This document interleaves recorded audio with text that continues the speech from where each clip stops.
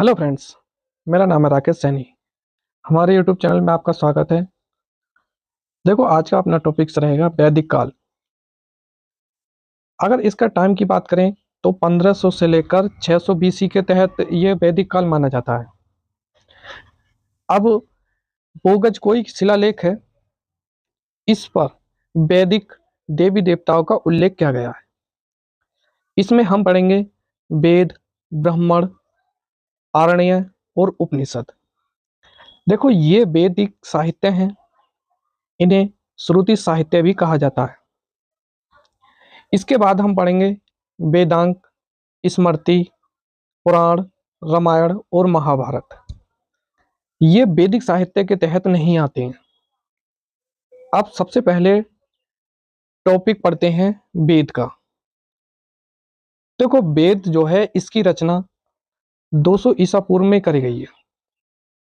इसका जो शाब्दिक अर्थ होता है ये होता है ज्ञान। यदि वेदों का संकलन या खोज करी है तो किसने लिखी है, तो ये है कृष्ण द्वैपायन वेदव्यास ने। अगर रचयिता की बात करें तो किसने करी है वेदों की रचना, तो कृष्ण द्वैपायन वेदव्यास ने की है। वेदों की रचना आर्यों ने की, ये माना जाता है आधुनिक समय में। आर्यों का जो शाब्दिक अर्थ होता है वो श्रेष्ठ या कुलीन बोला जाता है इनको। वेदों को नित्य, प्रमाणिक और अपुरुषीय भी माना जाता है। वैदिक मंत्रों की रचना करने वाले ब्राह्मण को क्या कहा जाता है, तो ये कहा जाता है दृष्टा। वैदिक मंत्रों की रचना करने वाली महिलाओं को क्या कहा जाता है, तो ये कहा जाता है ऋषि। अब वेद होते हैं कितने, तो 4 प्रकार के होते हैं। सबसे पहले बात करेंगे ऋग्वेद की। देखो, ऋग्वेद में 10 मंडल और 1028 सूक्त हैं और 10,580 यानी कि कह सकते हैं लगभग में 10,600 मंत्र हैं और 8 अष्टक हैं इसके अंदर।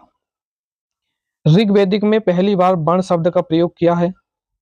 इसमें 25 नदियों का वर्णन किया है, जिसमें एक क्या है, सरस्वती नदी है जो पवित्र नदी है। अब ऋग्वेदिक में सरस्वती नदी को नदीतमा कहा जाता है। इसका जो शाब्दिक अर्थ होता है नदियों की माता। और दूसरे नंबर की जो प्रमुख नदी है ये आती है सिंधु। पहला तथा 10वां मंडल ये क्या है, इसमें बाद में जोड़ा था। और देखो तीसरे मंडल में, देखो उससे पहले दूसरे मंडल में, दूसरे से लेकर जो 7वें मंडल को वंश मंडल के नाम से जानते हैं, यानी कि प्राचीन मंडल या परिवार मंडल इसको ही बोला जाता है। तीसरे मंडल में गायत्री मंत्र का उल्लेख किया गया है। गायत्री मंत्र की रचना जो है किसने करी है, तो ये करी है विश्वामित्र ने। गायत्री मंत्र सावित्री यानी कि सूर्य को समर्पित है। 7वें मंडल में 10 राज यानी कि 10 राजन युद्ध का उल्लेख मिलता है। ये जो हुआ था ये भरत कबीला और 10 कबीले के तहत हुआ था, इन दोनों के बीच। राजा सुदास ये रहे थे विजय। इनके पुरोहित जो हैं ये हैं वशिष्ठ, और जबकि 10 कबीलों के जो थे पुरोहित ये विश्वामित्र थे। यह युद्ध जो है रावी नदी यानी कि परसुणी नदी के जल के लिए लड़ा गया था। 8वें मंडल में घोषा, सिकता, अपाला और बिसरा, काकाक्षीप्रति, लोपामुद्रा जैसी ऋषि महिलाओं के नाम मिलते हैं। 9वें मंडल में सोम देवता को समर्पित है और 10 मंडल के पुरुष सूक्त में शूद्र शब्द का उल्लेख चारों वर्णों में उल्लेख मिलता है। और 10वें मंडल के नासिदीय सूक्त में निर्गुण भक्ति का उल्लेख भी मिलता है। इसमें वर्ण जो बताए गए हैं ब्राह्मण, क्षत्रिय, वैश्य और शूद्र भी बताए गए हैं। मौलिक रूप से 7 गोत्र का उल्लेख करा गया है, जैसे कश्यप, भृंगु, भारद्वाज, विश्वामित्र, वशिष्ठ, गौतम और अनित्र। ऋग्वेद के मंत्रों को उच्चारण करने वाला होत्र कहलाता है। इसका उपवेद क्या है, आयुर्वेद है।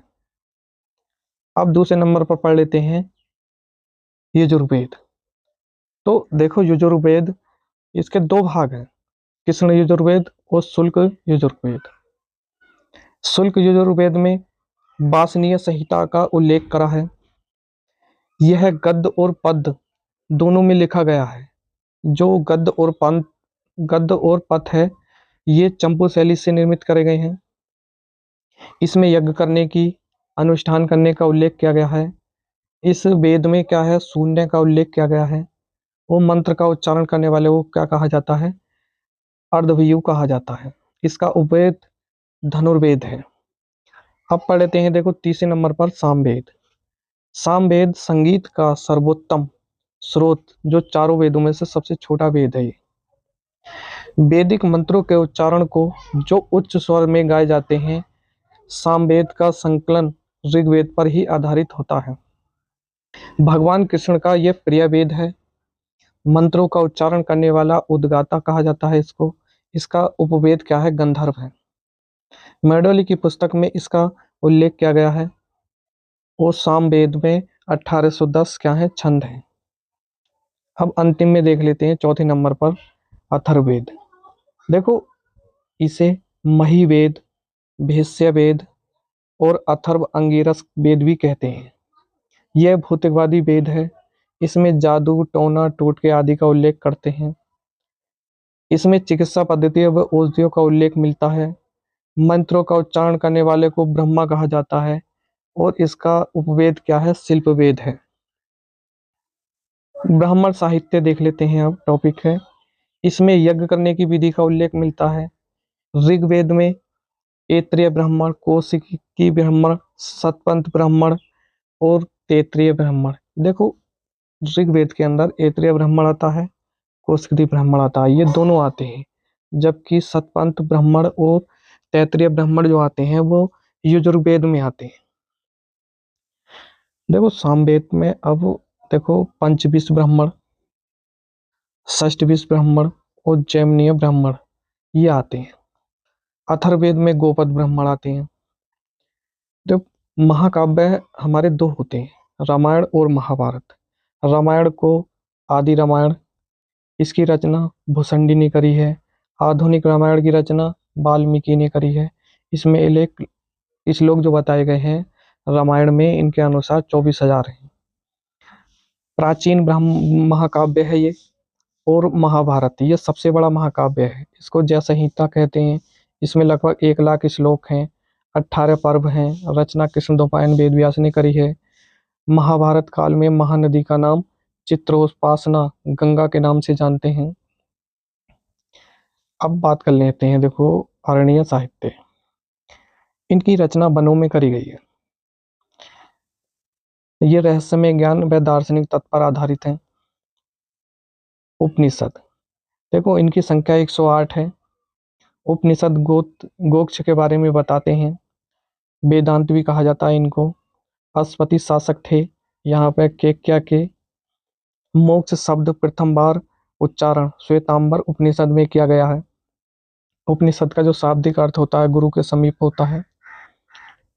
यह विषय वस्तु में इसमें देख लेते हैं, तो ये भी क्या है, दार्शनिक तत्व पर आधारित है। यह रहस्यमय ज्ञान पर आधारित है। अब कुछ उपनिषद हैं, जैसे कंठोपनिषद। अगर इसका संधि विच्छेद करें तो कंठ प्लस उपनिषद। इसमें यज्ञ व नचिकेता का संवाद है। ये कर्मकांड पर आधारित है। छंदोपनिषद, इसे भगवान कृष्ण का प्राचीनतम उल्लेख कहा जाता है। भगवान श्री कृष्ण की देव की पुत्री का और अंगिरस ऋषि का शिष्य बताया गया है इसमें। बौद्ध धर्म का पंचशील सिद्धांत इसमें मिलता है। अगला है बृहदारण्यक उपनिषद। यह सबसे लंबा उपनिषद है।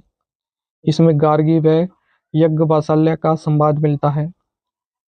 सात और ये मान लो मांडुक्य उपनिषद है, यह सबसे छोटा है। जवाल उपनिषद है, इसमें चारों आश्रमों का उल्लेख मिलता है, जैसे ब्रह्मचर्य, गृहस्थ, वानप्रस्थ, संन्यास। आगे है ऐत्रेय उपनिषद। इसमें बौद्धों का अष्टांगिक मार्ग की रचना करी गई है। मुंडक उपनिषद ये बहुत महत्वपूर्ण है। सत्य में जयते, इसका उल्लेख मुंडक उपनिषद में किया गया है। अब देखो वेदांग। वैदिक साहित्य को समझने हेतु इसकी रचना करी गई है। इसका मेन उद्देश्य है ये। इनकी संख्या कितनी है वेदांगों की, तो 6 है। जैसे शिक्षा, व्याकरण, ज्योतिषी, छंद, कल्प, अनुरूप्त। व्याकरण यानी कि पाणिनि की जो अष्टाध्यायी व्याकरण की प्रथम पुस्तक है। पढ़ते हैं पुराण। देखो पुराण का जो शाब्दिक अर्थ होता है प्राचीन आख्यान होता है। पुराणों की संख्या कितनी बताइए? तो 18 बताइए। पुराणों की रचना लोमहर्ष और उग्रश्रवा के नाम से जानते हैं।